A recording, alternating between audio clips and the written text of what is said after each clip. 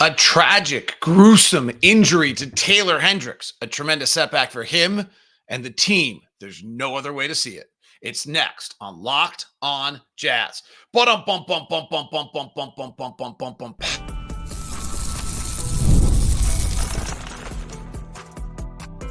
You are Locked on Jazz, your daily podcast on the Utah Jazz. Part of the Locked on Podcast Network. Your team every day.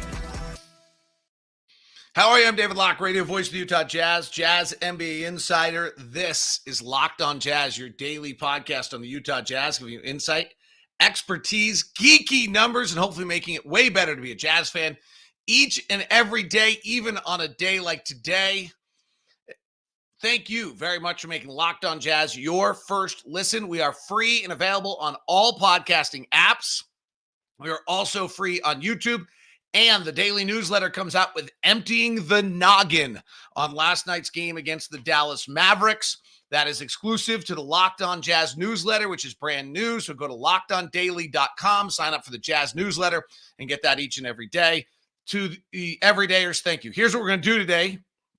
We will get ready for the Sacramento Kings game because the world continues and we have to keep playing basketball. We'll look at Lauri's last 8 of his 32, what's going on with that. Walker was exceptional last night, but we have to first start with the Taylor Hendricks injury, what it means for Taylor, the Jazz, what's next, and what lineup changes the Jazz will do from here. So, yes, last night, Taylor Hendricks running up the floor, still not entirely sure what took place, nor do I want to watch it many more times. Either one of two things. Either his right leg gives out the step before, which makes his next left step awkward, and then he falls back on his right foot, and when he brings his foot back out, it is no longer pointed in the correct direction, and he has a tibia fracture. Now I'm going to get him confused. So I got to make sure because there is actually an important difference between whether he had a fibula fracture or a tibula fracture. And Gordon Hayward had the opposite one. And so I think let me make sure I got it right. And of course I did not bring my phone in that has the note in it. So I will have to quickly, he has a fibula fracture, not a tibula fracture. We'll get into the difference between those two things. That's the good news in any of this, if there is any. So he has the fibula fracture at that point and the ankle dislocation, and they wheel him off the court, and they really did a marvelous job quickly attending to it, covering it up, and obviously everybody was stunned. It's just terrible for Taylor. He has, first off, the offseason was really, really good for Taylor. His body looks different. He showed the first question you were going to have about a 9th pick of a draft with limited experience, who's going to be a project to develop, and that is that he was willing to work. He and Key were here every day. Bryce was too. They spent almost the entire offseason here. You can see in his body the work he put in. You can see what he did with the staff. He was having a very solid start to the year defensively, beginning to show little flashes offensively. And after not playing a lot last year, the number one most important thing for Taylor Hendricks to me was playing 1,800 minutes this year. For the everydayers, we've done a bunch of shows on this. 1,800 minutes was the number that we kind of thought Taylor needed to get this year. And with those 1,800 minutes, you begin to see the development and the flashes, and you have an understanding of who he is as a player, and what he's going to be able to achieve. And that is now on a serious hold. He is obviously out for the season. He now will have to rehab the fibula fracture as well as the dislocated ankle. By the way, I did not know this, but a dislocated ankle without a fracture is very rare. So those two go together. It's hard to find. In other words, trying to find NBA players who've been through this, you are not going to find someone who has dislocated ankle without the fracture. The fibula-tibula discussion is important. The tibula is the weight-bearing muscle in your leg. That is what Gordon Hayward fractured. The fibula is more of the structure around the ankle. According to the internet, because I am not a doctor, nor did I stay at a Holiday Inn last night. The injury that Taylor Hendricks had should have a easier recovery than what Gordon Hayward had. Paul George's injury was a little bit more of a compound fracture, which I think may be the breaking of both those bones. Yusuf Nurkic had something similar to that. Wesley Matthews and Marquise Chris are really the only other players that I can find at different stages of their career that have had a similar injury. The Marquise Chris injury is not a great one because he doesn't come back from it. Marquise Chris was a former 9th pick of a NBA draft with the Phoenix Suns, who was all athlete, high flying, had some off-court or on-court kind of frustration, anger things at time, and bounced around a lot. He was on Phoenix, and then he was on 2 teams, and then he was in Golden State and kind of found himself. And then in the 2021 season, he has this injury, and he plays 34 games in the 21-22 season for Dallas and never plays again. He's out of the league by 24. He was the 8th pick of the 2016 draft. He was not on a great trajectory. He had been bouncing around by the time he had the injury. He had played well for Golden State in the last year. So there really is not a lot of NBA track records on this injury to be able to say, well, here's the path for Taylor. What I do think is going to be difficult for Taylor is that he was trying to develop such skill and experience, and now he has to work. The primary focus has to be building back from an injury instead of developing that skill and that experience. From a Taylor basketball standpoint, the really big bummer here is when I say he needed 1,800 minutes, that's truly more than anyone else. What Taylor needed was time on the floor. There was even a moment in practice the other day where he went to set a pick, and the thought went through my mind, like, I don't know that he knows how to really set a pick. Not because of it. He's probably never been asked to set a pick in his life. Right? Like, he was the best player on his teams in high school and the AAU and he's not. Taylor needed time and experience on the floor more than any of our young players. He needed to have reference points in his back pocket of how to do things. He's being asked to play in a different manner, defend differently, play offensively differently, do different things, run the floor differently, space the floor differently, read and react differently than he's ever been asked before. And so much of this is new for Taylor. It's why the G League was so important for him last year, that this is really a step back, an unfortunate, tragic, cruel is probably the right word, injury for a guy who's worked that hard and needed this time that badly.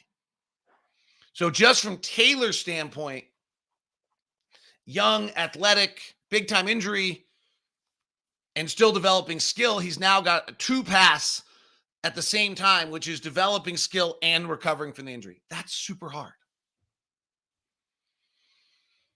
For the Jazz, just isolating the Jazz, this was your number 1 asset other than a draft pick.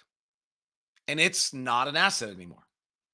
Not a negative, but you can't trade it or move it or do anything with it. But if the Jazz were going to make a deal of the pieces that they have, Taylor Hendricks, the 9th pick with that body in a strong draft 2 years ago, is the number 1 asset we have still above Key.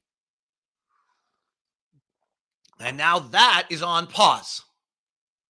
I thought that's the best way to say it. It's on pause. It's not, no team's trading for it. No team's making a move for it right now. And so from a Jazz standpoint, from an asset accumulation standpoint, from a possibility of making trade standpoints, from really a rebuild process, it's like, I don't want to be like a doomsday, or it's just really significant. You know, when Danny and Justin go into their bag and try to figure out what they could do to pull off a deal, this is a major piece that's no longer available.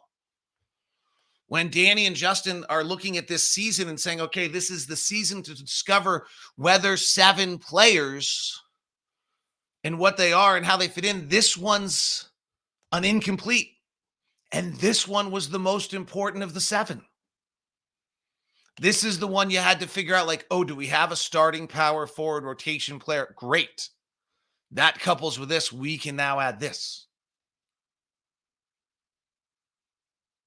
And now you don't know, and you might not know in 24. You don't know in 24, 25. I don't think you can evaluate in 25, 26 much. You're not probably evaluating until 26, 27. You got to make some tough financial decisions on a 9th pick by then.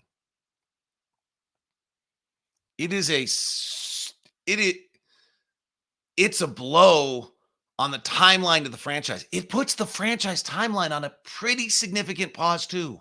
I'll touch on that next as we continue here on Locked On Jazz on a disappointing day of the cruel injury to Taylor Hendricks.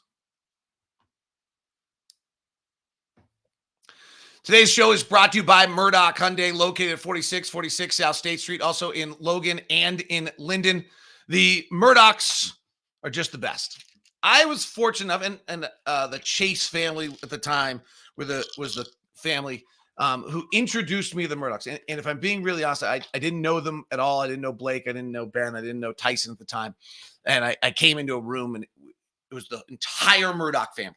It was the old patriarchs, and then Blake, and I didn't know much about Hyundai, and so they told me about it. It's funny to look back on it because it was 8 years ago, and since then I've represented Hyundai since and bought 3 cars, and really feel so good about who the Murdochs are. And that's always an awkward thing because you might walk out and say, I don't feel comfortable, but I did, and it was a great decision, and it's only been better over the time. So that's who the Murdochs are, and then Hyundai to me is just an absolutely fabulous vehicle that checks off every box of everything I'd want in a car. You can make the same decision, but you can look and decide for yourself. But if you look, you'll see that for the dollar value, for the bells and whistles, and for the safety features, just nothing matches Hyundai. Then you have to decide whether that car fits for you. Stop by Murdoch Hyundai in Logan, in Linden, or at 4646 South State Street. And if you are going to stop by, feel free to email me first at dlock09@gmail.com to give you your VIP treatment you deserve as I locked on every day. Today's show is also brought to you by Game Time. Game Time is your number one ticketing app on the out there, and it's the official ticketing app of Locked On. Game Time's got some great things going on right now for you. The most of all is the new feature called Game Time Picks that makes getting your tickets to see your favorite teams play live even easier. Filters out the fluff to show you only incredible deals on great seats, so you don't have to waste time searching through thousands of seats. Pick an upcoming game on the app, browse through Game Time Picks, and look for the super deal. And there it is for you, taking the guesswork out of buying tickets. They also do everything else you want. They give you seat view, they give you lowest price guarantee, and they give you all-in pricing. Toggle that feature on so you know right away what you're getting. Plus, your purchase is covered with a more flexible customer service policy. Flexible customer service policy in the ticketing industry. Take the guesswork out of buying tickets with Game Time. Download the Game Time app, create an account, use the code LOCKEDONNBA for $20 off your first purchase. That's LOCKEDONNBA for $20 off your first purchase. Terms apply. Again, create an account, redeem your code LOCKEDONNBA for $20 off your first purchase. Game Time. Download the Game Time app today. What time is it? It's game time.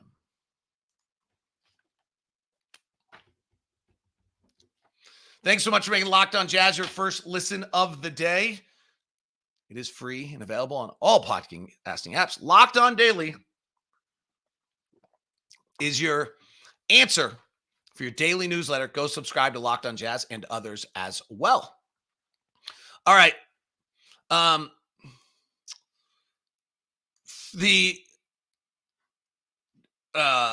the Jazz standpoint,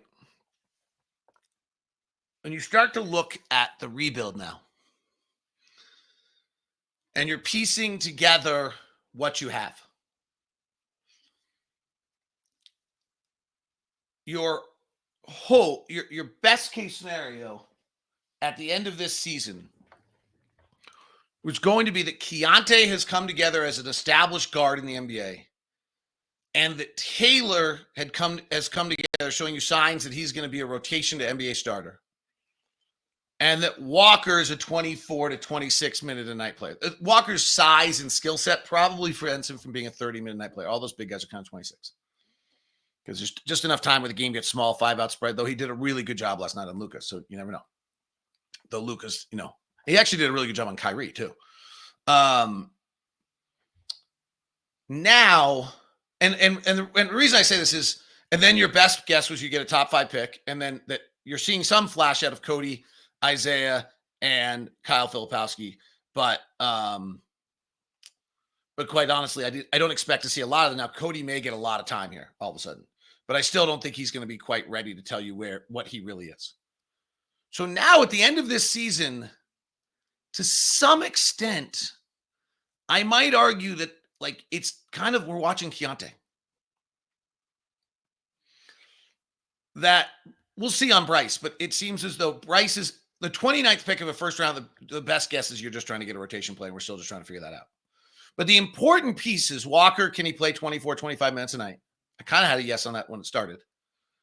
Taylor, where is he heading to? Is he Robert Covington, or is he going to be, some sort of like Jalen Johnson type in Atlanta? And we just don't know now.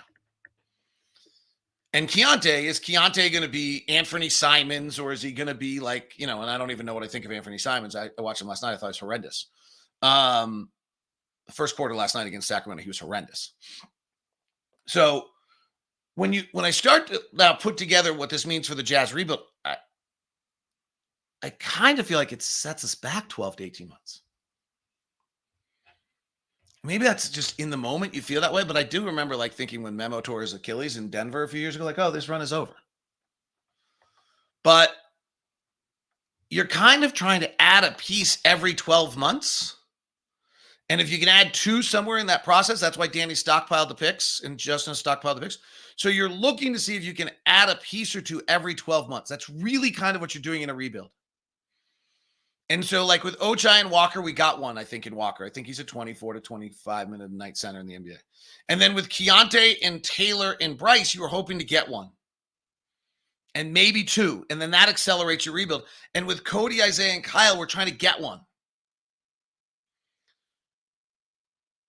And we don't have a chance to get 2 now, I don't think, out of that first draft class is what I'm saying. Bryce, I think, can become a rotation player in the NBA, but he's 29th pick of the draft. Kind of feel that way about Isaiah. Cody's kind of the one, but it's going to be a little ways. If you get Desmond Bane, that is just fabulous. If you get Jaden McDaniels, that's just fabulous. Maybe we can get that out of Isaiah or Kyle Filipowski. I mean, this is going to be a huge opportunity for Kyle. So we're all in the midst of this long run, and I just feel like we just actually backed up time, which is too bad. All right. Lineup. So the interesting one to me, and I write about this in Empty in the Noggin, which you can get in the Jazz News, Locked on Jazz Daily free newsletter. Go to lockedondaily.com and go subscribe to the Locked on Jazz newsletter. Is the Jazz front office, I thought very correctly, got security for backup point guard, because if you don't have a point guard, you're really in trouble. If Isaiah Collier can't play, so they got Patty Mills. And you got a security for a backup center, because who knew about Walker? And frankly, he was on the trade block, and you probably need something like there just in case, because if you don't have that, you're really in trouble. If you just don't have size or point guard, you're really in trouble. And then they got Zvi as kind of just depth. They got no backup to Taylor Hendricks, so that there was no blockade for him playing at all. Let him play his 26, 28, 30 minutes a night and let him develop. And so there really is nothing behind him. So I think Lauri has to slide to the 4. And then you're starting either Bryce Sensabaugh, Cody Williams, or Jordan Clarkson. Jordan, 1, his legs do not seem to be under him at all right now. And 2, I think you're probably better off him coming off the bench. You might as well give those minutes to Bryce or Cody. Cody's the best defensive player. He can take the same role, just not as big as Taylor. So that makes some sense. The other one is you start John Collins, and then Drew Eubanks becomes your backup center. Drew Eubanks is really a viable NBA player. Has played 75 games each of the last 3 years as a backup center and can completely do that. But those are the options in the lineup, but it's a pretty gaping hole. So this has a big impact on the floor this year as well. Taylor, while developing, was a pretty important piece to what we were doing. All right, let's go to some good news. I really was impressed with the way they played last night.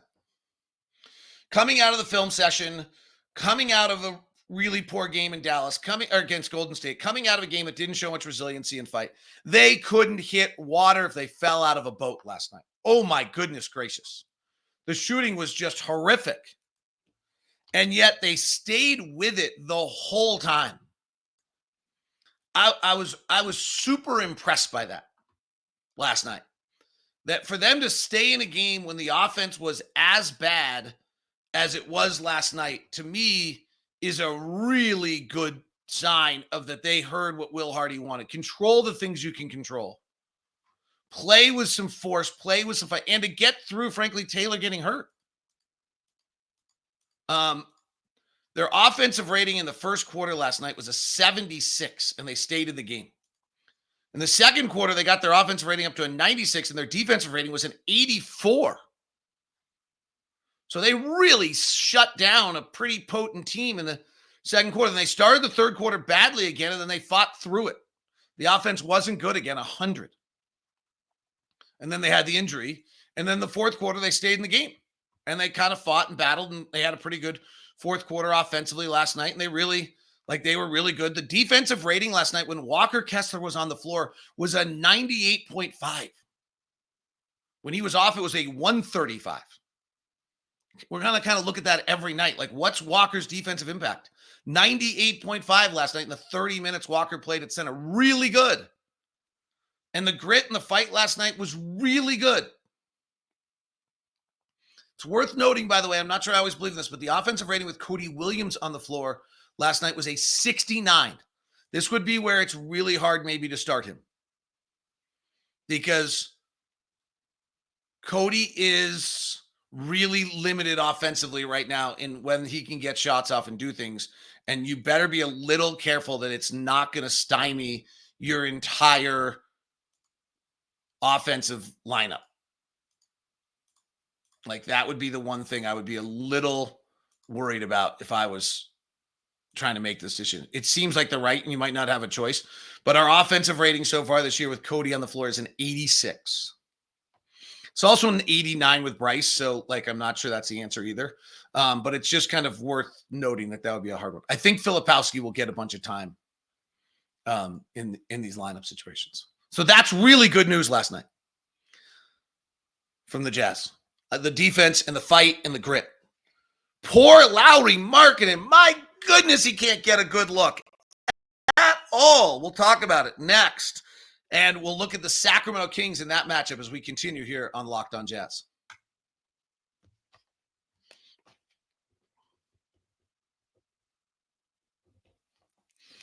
Lauri Markkanen is 8 of his last 32. And Lauri Markkanen cannot buy a look.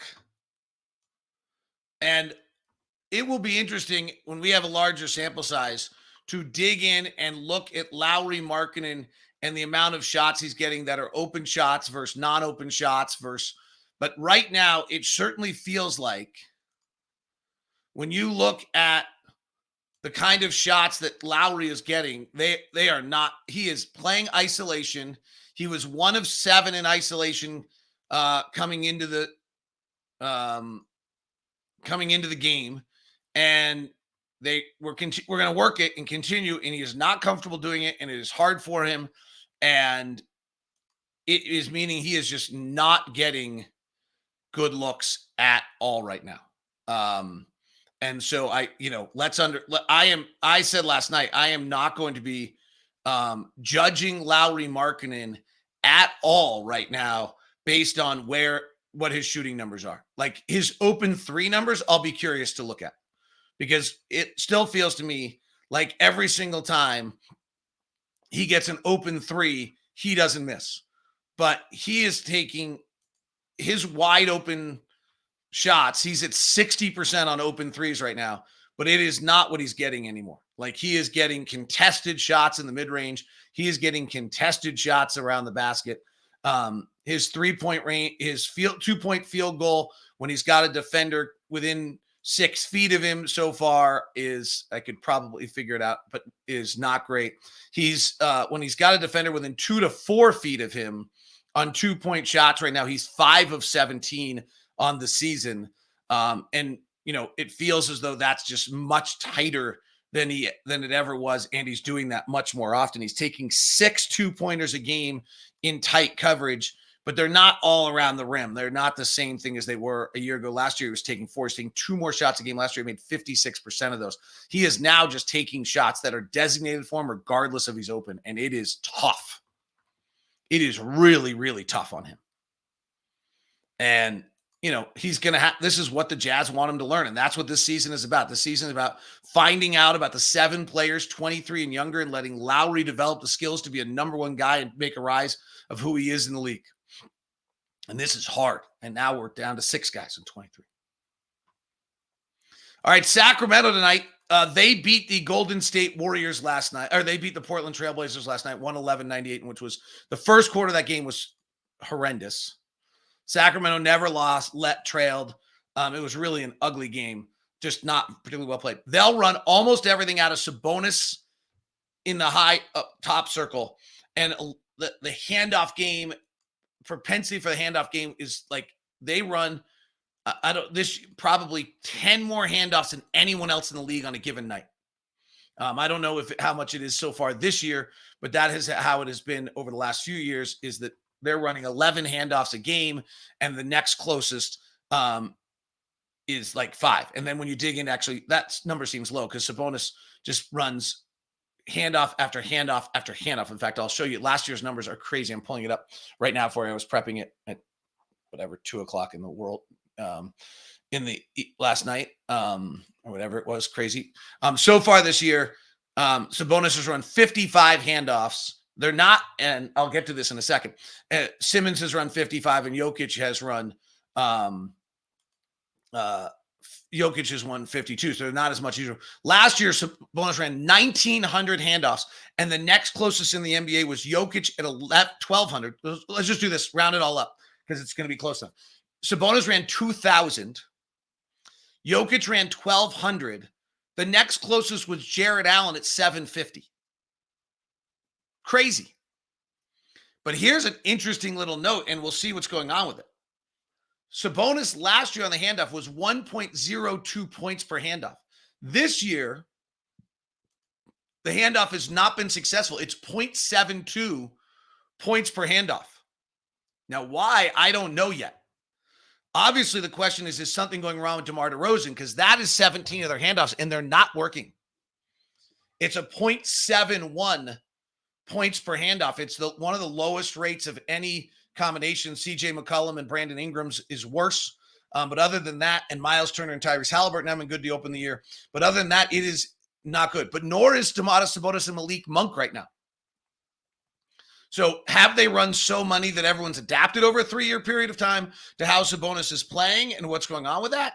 Is it that DeMar DeRozan and Malik Monk don't kind of fit the right way? Not sure, but it's going to be really interesting to watch. The other one is that in clutch play, Sacramento is really interesting because of the fact that Sacramento is, supposed to be this team that's got these 3 amazing clutch players on their roster in DeRozan, Fox, and Monk. And they do have these incredible 3 players. Monk was as good last year as anyone in the clutch. If you look at the 2023 year, last year, Monk, I think, made the most field goals of anyone in the clutch. Last year, he was 31 of 60, shooting 52%.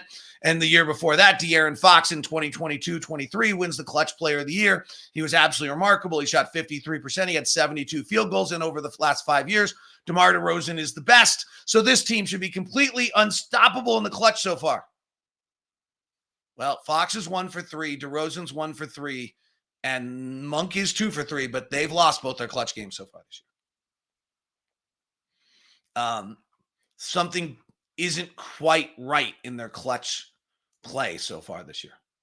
It might be defense, which is possible too, that would be a problem for them. And it's too early a sample size to start getting too carried away with it. But it is worth noting that, they've lost their first 2 so far in the clutch, and that's supposed to be their forte. It's early season, so we'll find out. So it should be interesting to see last night. Watch for all the handoffs today. See how the Jazz deal. See what lineups the Jazz use. See how they bounce back. Obviously, the reality of the NBA coming right at you is certainly the case today. No time for the Jazz to mourn at all. Best of thoughts to Taylor and his family. Obviously, this is just It's too bad, most of all to him. Watching Taylor get off the plane last night was just a super big bummer. It's cruel. Just cruel. All right, that is Locked On Jazz today. Make sure you sign up for the Locked On Jazz newsletter. Go to LockedOnDaily.com and sign up for Locked On Jazz. If you have not followed or subscribed to the show already, please do. You're here. Thanks so much for making it to the end of the show. So please go hit the subscribe button or the follow button. And finally,